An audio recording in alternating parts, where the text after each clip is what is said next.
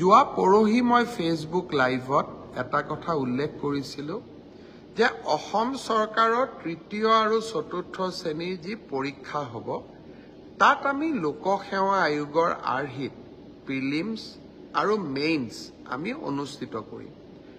দুই এজন ব্যক্তিয়ে মোক জনাইছে যে পৰীক্ষাত নতুন নিয়ম এই বছৰ কৰিব নালাগে, কাৰণ আৰু যিহেতু 2 মাহ আছে গতিকে আমি পুৰণা বা আগৰবাৰৰ দৰে পৰীক্ষা পতাটো উচিত হ'ব। আমাৰ চৰকাৰখনে সদায় ৰাইজৰ কথা শুনিবৰ বাবে চেষ্টা কৰে, কাৰণ আমি বিশ্বাস কৰোঁ লাও যেনেকৈ পাতৰ তলত থাকে চৰকাৰো ৰাইজৰ তলত থাকে, ৰাইজৰ ঊৰ্ধত নহয়। যিসকলে মোক এই পৰামৰ্শটো দিছিল দুই এজনে অলপ গালিগালাজো কৰিছে আৰু কিছুমানে ভালকৈ পৰামৰ্শটো দিছে। গালিগালাজ কৰা সকলকো মোৰ মৰম জনাইছোঁ আৰু ভালকৈ কোৱা সকলকো মোৰ সন্মান জনাইছোঁ।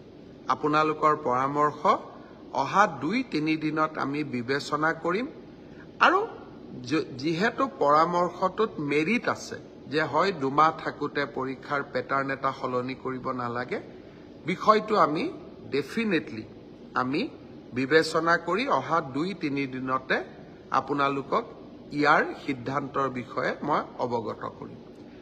আজি দিনটোত ছাত্ৰ ছাত্ৰীসকলৰ কল্যাণৰ কাৰণে আমি আৰু 2খন মিটিং কৰিছিলোঁ। আমি প্ৰত্যেক বছৰে আনন্দৰাম বৰুৱা বঁটা দিওঁ উচ্চ মাধ্যমিক পৰীক্ষাত ভাল ৰিজাল্ট কৰা ষ্টুডেণ্টসকলক, আৰু হায়াৰ ছেকেণ্ডাৰী ছোৱালীসকলক ফাৰ্ষ্ট ডিভিজন পালে আৰু ষ্টাৰ পালে ল'ৰাসকলক আমি স্কুটি দিওঁ। এই 2খন আঁচনিৰ সুবিধা আমি যাতে 30 নৱেম্বৰৰ আগতে ছাত্ৰ ছাত্ৰীসকলক দিব পাৰোঁ তাৰ বাবে আজি আমি আৰু 2খন মিটিং কৰিছিলোঁ। মই ভাবোঁ যে 30 নৱেম্বৰৰ আগতে আমি 2খন আঁচনিৰ সুবিধা ছাত্ৰ ছাত্ৰীসকলক দিব পাৰিম।